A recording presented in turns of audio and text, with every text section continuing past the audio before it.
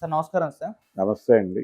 Sir cinema ఇండస్ట్రీని పట్టి పీడిస్తున్న సమస్య ఏదన్నా ఉంది అంటే ప్రధానంగా పైరసీ అని చెప్పుకుంటారు సార్. అంటే సినిమా పొద్దున్న రిలీజ్ అవుతుంది. మధ్యాహ్నం కల్లా ఏదో ఒక వెబ్‌సైట్‌లో కనిపిస్తుంది. లేకుంటే బస్సులో పోతున్నప్పుడు ఆ పైరసీని ఏసేస్తూ ఉంటారు. ఇవన్నీ కూడా మనం రీసెంట్ టైమ్‌లోనే చాలా చూసుకుంటూ వచ్చాం. అయితే ఈ పైరసీని అరికట్టడానికి ఏదో ఒక ప్రయత్నం అంటే ప్రభుత్వాల వైపు నుంచి జరగాలని చెప్పేసి కూడా కోరుకున్నారు. ఇప్పుడు కేంద్ర ప్రభుత్వం ఒకటి తీసుకొచ్చింది సార్. పైరసీ ఎవరైనా చేస్తే 3 సంవత్సరాల జైలు శిక్ష విధిస్తున్నట్టుగా ఆ సవరణ తీసుకొచ్చింది. అంటే మొన్నటి వరకు అది 3 నెలల జైలు శిక్షగానే ఉండింది. ఇప్పుడు 3 సంవత్సరాలకైతే పెంచింది. మరి ఇదేమన్నా ఈ పైరసీ చేసే వాళ్ళ పట్ల ఒక భయాన్ని క్రియేట్ చేసే అవకాశం ఉందా? తగ్గించే అవకాశం ఉందా ఈ నిర్ణయం? మీరేం చెప్తారు సార్ ఈ నిర్ణయానికి సంబంధించి? అంటే ఈ పైరసీ అనేది చట్టాలను కట్టుదిట్టం చేయటం ద్వారా కంట్రోల్ అయ్యే వ్యవహారంగా నేను అనుకోవడం లేదు. ఎందుకంటే ఆల్రెడీ ఇలాంటి ప్రయత్నం ఒకటి జరిగింది. చాంబర్ల నుంచి వీళ్ళ నుంచి చాలా సీరియస్ ఇది వెళ్ళినప్పుడే ఐబొమ్మ అధినేత మీరు దిక్కున్న చోట చెప్పుకోండి, మీ ఇష్టం వచ్చింది చేసుకోండి అన్నాడే. అనడం అంటే అది ఈ ఏరియాలో అంటే ప్రతి చట్టానికి ప్రతి దీనికి కూడా ఒక పరిధి ఉంటుంది. ఈ పరిధి అవతల జరుగుతోంది అది. అంటే ఇక్కడి నుంచి కంటెంట్ ఎలా వెళ్తుంది అనేది లీకేజ్. ఈ లీకేజ్ కనిపెట్టగలిగితే కొంతవరకు కంట్రోల్ చేయడానికి అవకాశం ఉంటుంది. అంటే కంటెంట్ దారి అక్కడికి వెళ్ళిపోతోంది, సరిహద్దులు దాటి సంచరిస్తోంది.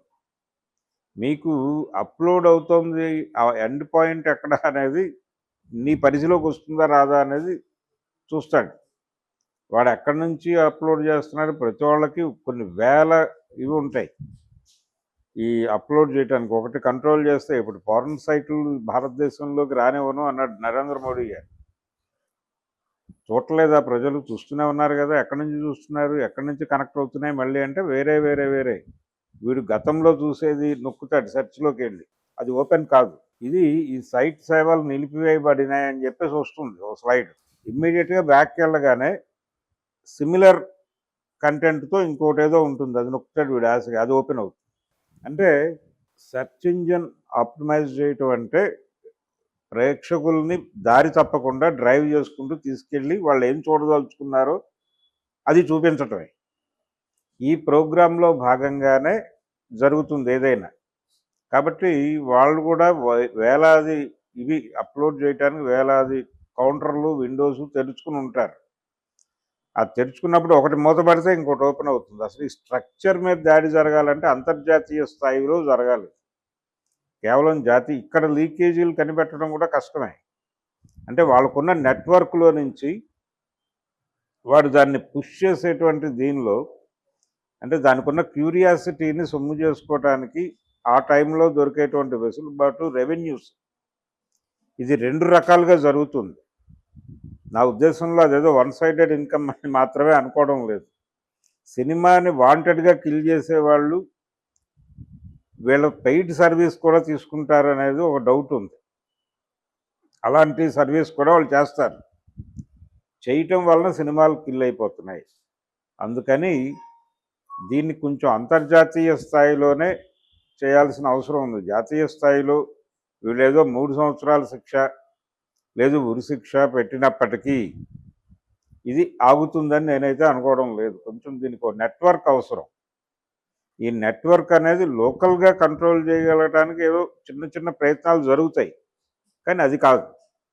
ఎక్కడి నుంచి లీక్ అవుతున్నాయి ఇవి? ఆ మధ్య ప్రతి ప్రింట్కి ఒక కనిపించని మార్క్ వేస్తాం మేము. ఏ థియేటర్ నుంచి పైరసీ అయిందో చెప్పడం అంత పెద్ద కష్టమేం కాదు. ఆ టెక్నాలజీని మేము డెవలప్ చేసామని సురేష్ బాబు గారు చాలా గంభీరంగా చెప్పారు. ఆయన ప్రకటించిన తర్వాత వేలాది సినిమాలు వెళ్ళిపోయినాయి. ఏ ఒక్కటి ఎక్కడి నుంచి వెళ్ళిందో వీళ్ళు టెక్నాలజీ కనిపెట్టలే.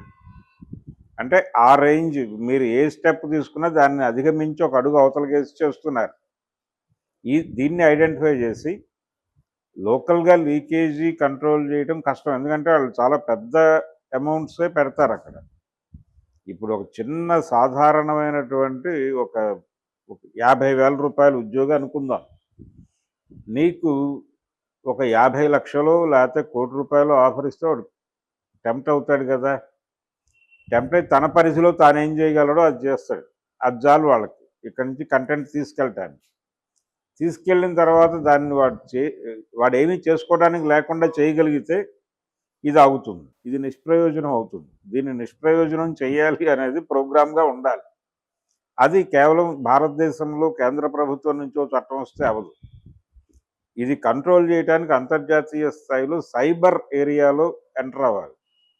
ఇది ఒక రకమైనటువంటి గాలిలో జరుగుతున్న యుద్ధం. దాన్ని మీరు భూమి మీద కూర్చొని ఆపరేట్ చేస్తే కుదరదు. అక్కడికే వెళ్ళి చేయాలి. అందుకని అంతర్జాతీయంగా సైబర్ క్రైమ్ ఇలాంటి పైరేటెడ్ వ్యవహారాలకు సంబంధించిన చట్టాలు, అలాగే వాళ్ళు ఏ దేశం నుంచి ఆపరేట్ చేసినా ఇమ్మీడియట్గా అక్కడ వాళ్ళు దాన్ని కంట్రోల్లోకి తీసుకోవడానికి తగిన మెకానిజము ఇవన్నీ డెవలప్ చేసుకుని ఇది ఒక అంతర్జాతీయ స్థాయి క్రైమ్గా గనక చూసి దాన్ని నివారించడానికి, పైగా గాల్లో జరుగుతున్న యుద్ధంగా స్వీకరించి అక్కడ కంట్రోల్ చేయడానికి ఏమైనా చర్యలు తీసుకుంటే అప్పుడు కొంతవరకు సినిమా సేఫ్ అవుతుంది. అప్పటి వరకు ఈ 3 సంవత్సరాల శిక్షలు 30 సంవత్సరాల శిక్షలు దీన్ని ఆపేస్తాయని నేనైతే అనుకోవడం లేదు. అంటే ఎటువంటి ప్రభావం చూపించేస్తారు? ఏముండదండి, ఏముండదు. కాసేపు కావాలంటే కేంద్ర ప్రభుత్వ మంత్రులు ఎవరినో పట్టుకొచ్చి ఇక్కడ అభినందన సభ పెట్టుకోవడానికి పనికొస్తుంది తప్ప ఏమీ జరగదు. గతంలో సురేష్ బాబు గారు మీరు పైరేటెడ్ బయటికి వెళ్ళండి 2 నిమిషాల్లో మేము ఏ థియేటర్ల నుంచో చెప్పేసి వాళ్ళని మూసేస్తామన్నాడు. ఏం జరిగింది? ఎక్కడైనా దాడులు జరిగాయా? ఎవరినైనా మూసారా? ఒక్క చరిత్ర చెప్పమనండి. ఏమీ లేదు అక్కడ. కాకపోతే వీళ్ళు ఎక్కడో మార్క్ పెట్టారు. దాన్ని ఏం చేయాలో వాళ్ళకి తెలుసు. దాన్ని మీరు ఏది పెట్టినా దాన్ని ఎలా అధిగమించాలో వాళ్ళకు ఒక వ్యూహం ఉంటుంది. అసలు గాల్లోకి వెళ్ళే మెకానిజమే రద్దు చేయగలిగితే అప్పుడు కంట్రోల్ అవుతుంది. ఇందాక నేను చెప్పినటువంటి ఇప్పుడు ఈ చట్టం ఎలా ఉంటుందంటే నరేంద్ర మోడీ గారు పౌరన్ సైట్లు భారతదేశంలో తెరుచుకోవని చెప్పాడు. తెరుచుకోకుండా ఉన్నాయి. ఎవరైనా సరే ఈ క్షణం ఓపెన్ చేసి చూపించగలరు. అదే పరిస్థితి. చట్టం చట్టంగా ఉంటుంది భద్రంగా.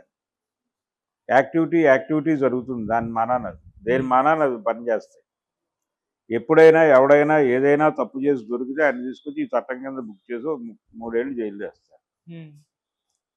అంటే క్రిమినల్ వాడి దురదృష్టం కొద్దీ దొరకాలి, కానీ మనం ఏదో సెర్చ్ చేసి ప్రోబ్ చేసి పట్టుకోం. చాలా క్రైమ్స్ విషయంలో ఇదే జరుగుతుంది. పోలీసులు తెలివిగా వ్యవహరించి పట్టుకోరు చాలామంది. వాళ్ళ ఓవర్ దీని వలన, వాళ్ళ నెగ్లిజెన్స్ వలన, క్రిమినల్స్ నెగ్లిజెన్స్ వలనే దొరుకుతారు. వీళ్ళ ఎఫిషియన్సీ వలన దొరికేవి తక్కువే ఉంటాయి.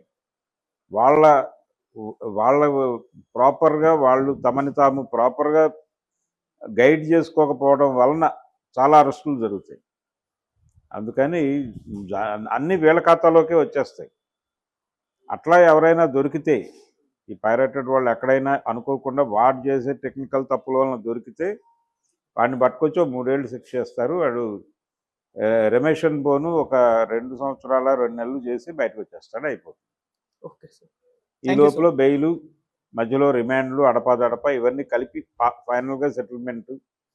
అంటే 3 సంవత్సరాలు పూర్తి శిక్ష చెప్పారు. 3 సంవత్సరాలు వేయాలని లేదు కోర్టు. 3 సంవత్సరాల వరకు శిక్ష వేయచ్చు అన్నారు. అంతే, అదే ఉంటుంది చట్టంలో. ఆ 3 సంవత్సరాలు పూర్తిగా వేయాలని లేదు. దానికి ఏడాది వేయచ్చు, 2 ఏళ్ళు వేయచ్చు, ఏడాదిన్నర వేయచ్చు, 2.5 ఏళ్ళు వేయచ్చు, ఆయన ఇష్టం. ఆయన నేరాన్ని ఆయన ఫీల్ అయ్యేదాన్ని బట్టి ఉంటుంది. అంతే తప్ప 302 పెట్టారు కాబట్టి ఉరిశిక్షలే పడవు, లైఫ్లు కూడా పడతాయి. Okay sir. అలాగే ఉంటుంది ఇది కూడా. Thank you so much. Thank you.